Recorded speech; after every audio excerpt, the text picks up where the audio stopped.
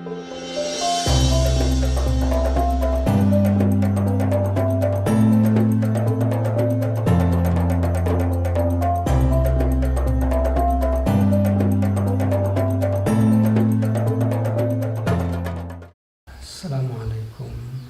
warahmatullahi wabarakatuh. Alhamdulillahilladzi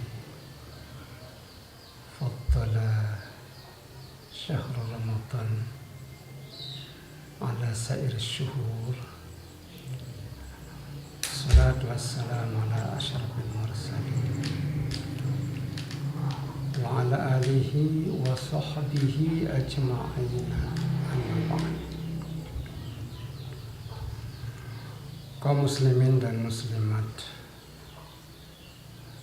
shaimin shaimat, rahimani wa iyyakumullah wa hafizani wa hafizakum. Puji syukur mari kita panjatkan kehadirat Allah Subhanahu wa ta'ala yang telah melimpahkan rahmat, taufik dan hidayahnya kepada kita semua, sehingga dengan taufik dan hidayah itulah kita bisa melaksanakan segala tugas dan kewajiban kita kepada Allah. Dan alhamdulillah, dengan izin Allah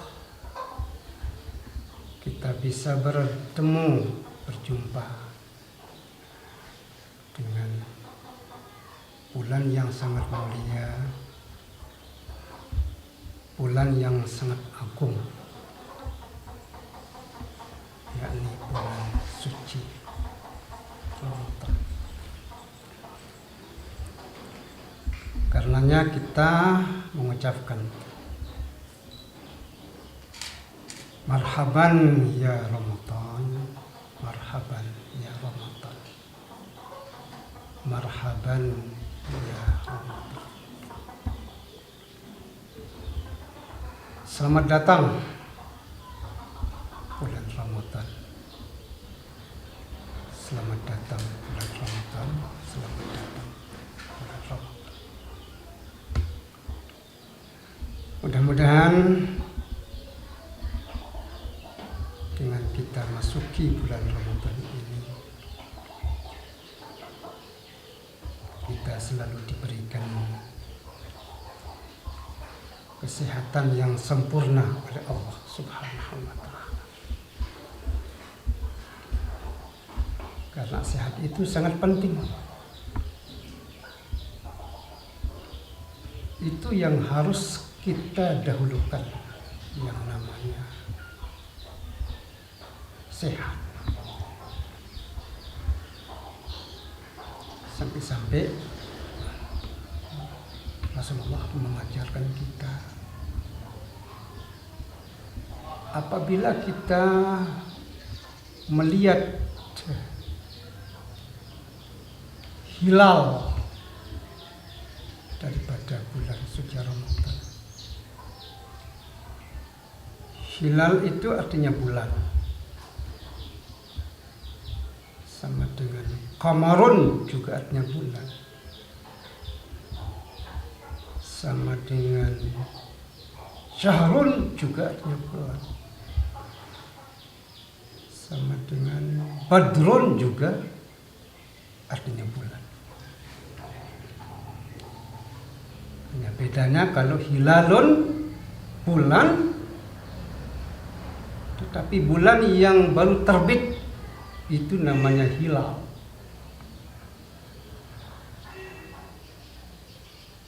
Badrun juga artinya bulan, tapi bulan di saat tanggal 14. Itu yang dikatakan Badrun. Qamarun bulan secara umum. Rasulullah menyunatkan apabila kita melihat bulan atau hilal Ramadan atau kita masuki tanggal 1 daripada bulan Ramadan, kita dianjurkan berdoa kepada Allah dengan mengatakan Allahumma ahillahu alaina bil amni wal iman was salamati wal islam wa taufiq lima tuhibbuhu wa tardah wa quna wa rabbuka. Ya Allah, berikan kami keamanan dan keimanan, berikan kami keselamatan dan keislaman, berikan kami taufik supaya bisa kami melaksanakan tugas dan kewajiban kepada Allah. Berikan kami petunjuk terhadap apa-apa yang Engkau cintai dan Engkau ridhai. Yang kita garis bawah itu adalah Allahumma ahillahu alaina bil amni wal iman was salamati wal islam. Lebih dahulu kita berdoa mengatakan bil amni, ya Allah berikan kami keamanan dan keimanan, keselamatan dan keislaman.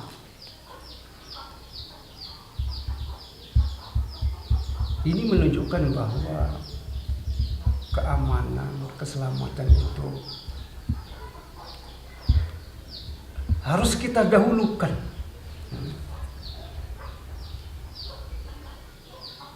Itulah sebabnya kalau kita berpuasa, kita akan disunatkan supaya berbuka dulu, makan dulu, baru kita sholat. Malah disuruh segera, malah sebaik-baik umat Rasulullah adalah orang yang segera cepat caranya berbuka dan terlambat makan sahurnya. Ini menunjukkan bahwa agama itu memang sangat menjaga dan memelihara yang namanya kesehatan. Seperti situasi yang sekarang ini, karena menjaga kesehatan, sampai-sampai kita boleh tidak melaksanakan sholat Jumat. Itu merupakan satu keringanan. Allah tidak pernah memberikan beban yang tidak sesuai dengan kemampuan daripada hambanya. Ittaqullah mastata'tum. Takutlah kamu kepada Allah menurut kemampuan. La yukallifullahu nafsan illa wus'aha. Allah tidak memberatkan seseorang hambanya kecuali menurut kemampuan. Yuridullahu bikumul yusra wa la yuridu bikumul usra. Allah menginginkan yang ringan-ringan, yang enteng-enteng. Tidak membuatkan kita aturan yang sulit-sulit. Ya berpuasa kalau memang mampu. Kalau tidak mampu karena sakit, silakan jangan berpuasa. Nanti setelah Ramadan sana ganti. Orang tua-tua tidak bisa berpuasa dan tidak bisa juga akan mengqadanya. Boleh dia tidak berpuasa, suruh ganti hanya dengan beras. Demikian ringannya yang namanya syariat ini sebenarnya.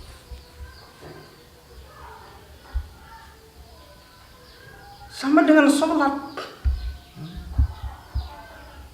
Sholat kalau tidak bisa berdiri silakan duduk. Kalau tidak bisa duduk silakan tidur. Malah kalau dalam perjalanan silahkan dipotong sholat itu. Yang 4 buat jadi 2.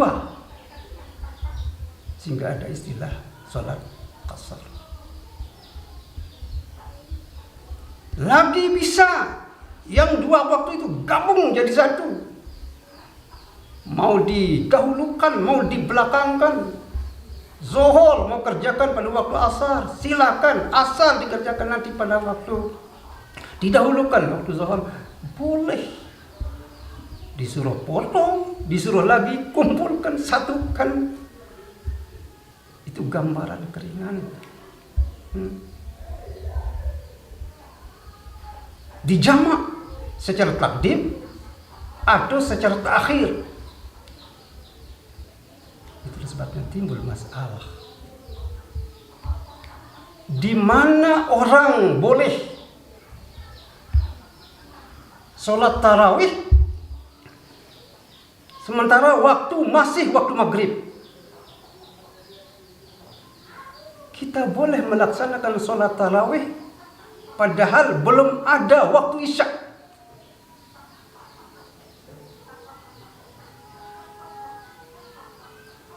Tempatnya boleh itu adalah apabila kita menjamak sholat maghrib dan sholat isya dengan jamak takdim. Sholat isya kita jamak dengan maghrib dengan jamak takdim, kita dahulukan. Selesai sholat maghrib, terus kita sholat isya. Setelah kita sholat isya, sudah boleh sholat tarawih. Belum ada waktu isya, sholat tarawih sudah selesai. Hukumnya boleh. Itu karena kita jamak. Karena kita jamak antara isya dengan maghrib.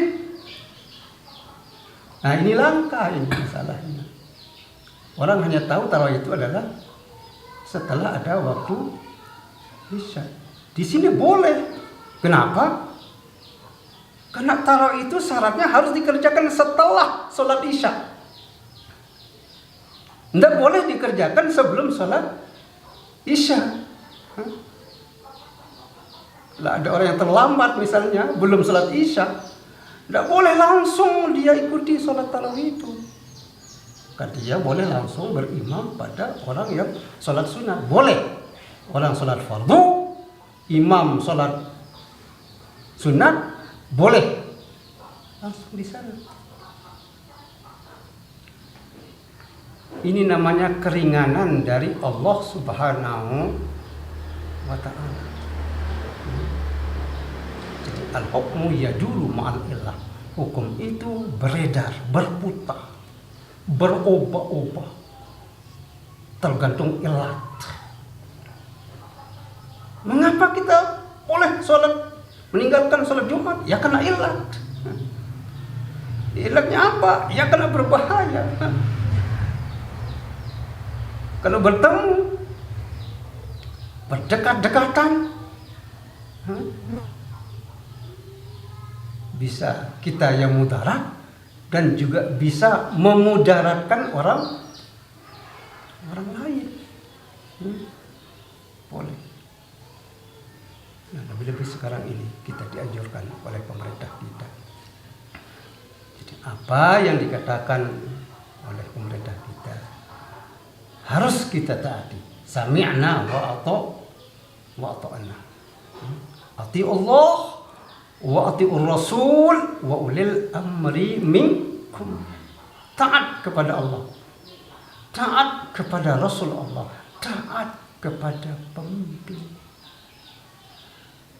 Jangan dianggap bahwa instruksi meninggalkan sholat Jumat itu adalah instruksinya Bapak Presiden sendirinya. Itu kan hasil kesepakatan daripada majelis ulama Indonesia itu sepakat para ulama yang melarang kita karena darurat, ad-darurah tubihul mahdzur. Kaum muslimin dan muslimat rahimani wa iyyakumullah. Mari di dalam bulan suci Ramadan ini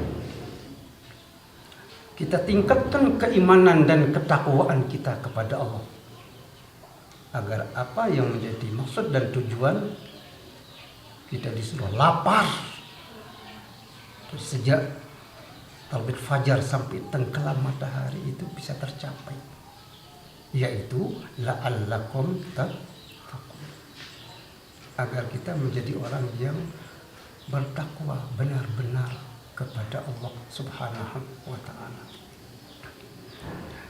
Karenanya yang sangat penting di dalam bulan suci Ramadan ini adalah puasa di siang hari.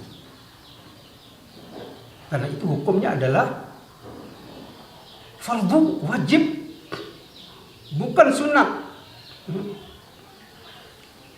Kalau ibadah pada malam hari itu hukumnya tatawu, sunat, tidak wajib. Karena itu yang menjadi perhatian kita adalah puasa ini.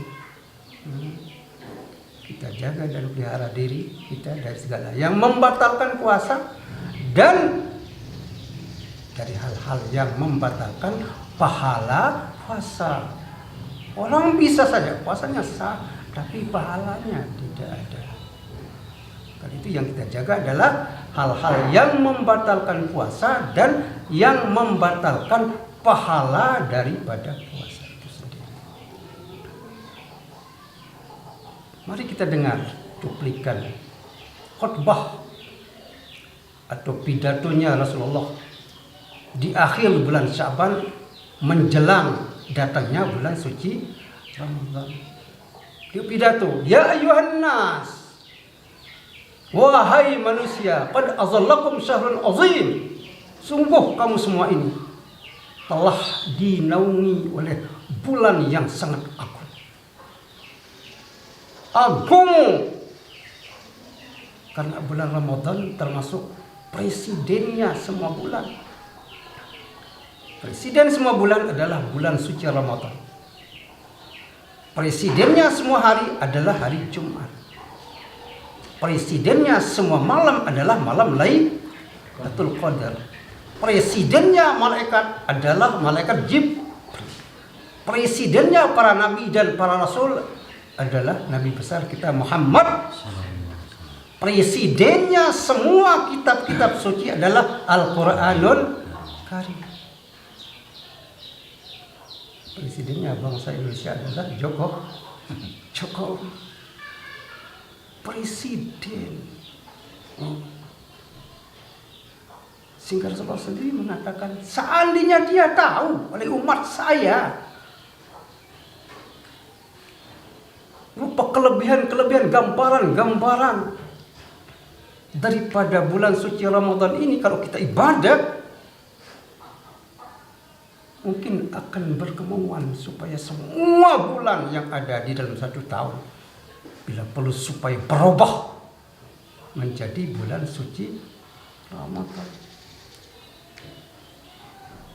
Kalau kita yang menjadi hamba Allah ini, menjadi manusia ini, mungkin karena kita tidak melihat hakikat yang sebenarnya kehebatan bulan suci Ramadan. Tetapi makhluk-makhluk lain yang menyaksikan malah dia berteriak. Kalau kita menyambut bulan Ramadan cukup dengan marhaban ya Ramadan, marhaban ya Ramadan. Tetapi kalau makhluk yang besar-besar ini seperti malaikat, kursi Allah, mahfuz, bukan dia mengatakan marhaban ya Ramadan, tetapi mereka berteriak, Sohal arsy wal kursi wal malaikatu wa ma dunahum. Apabila datang bulan suci Ramadan berteriak. Apa arti berteriak? bersuara dengan suara yang keras dengan mengatakan, tuba li ummati Muhammad bima indallahi ta'ala lahum milal karamah.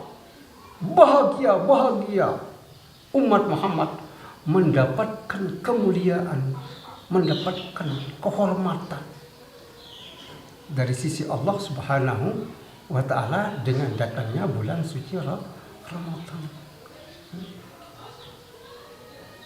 Itulah sebabnya dikatakan bulan Ramadan ini adalah bulan yang azim mubarakun, bulan yang penuh berkah.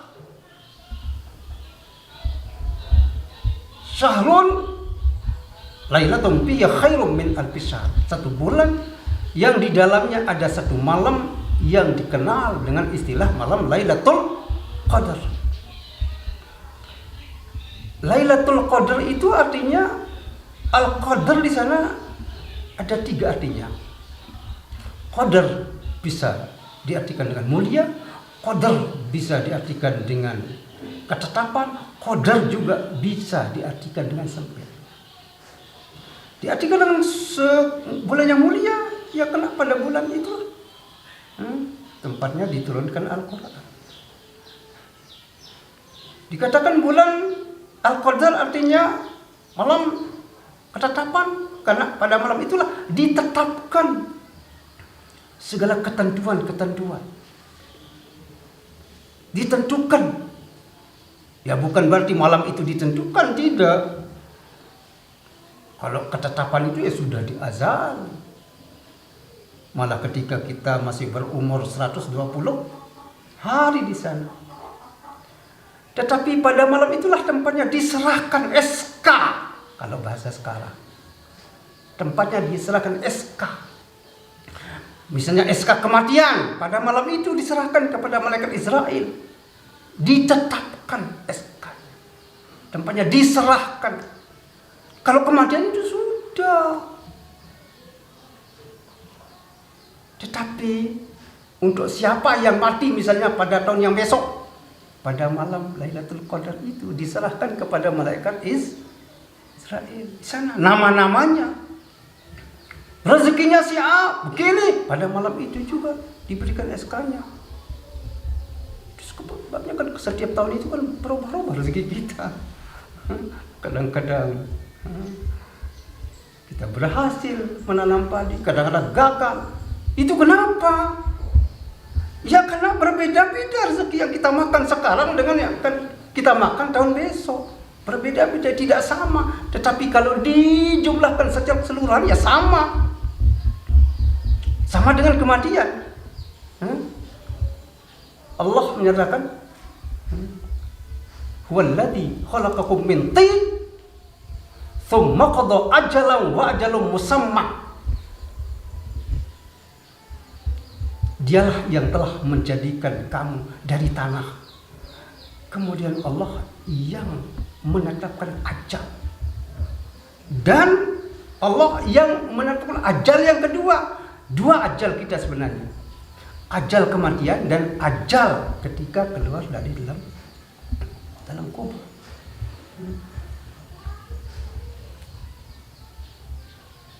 Kita lanjutkan pidatonya Rasulullah.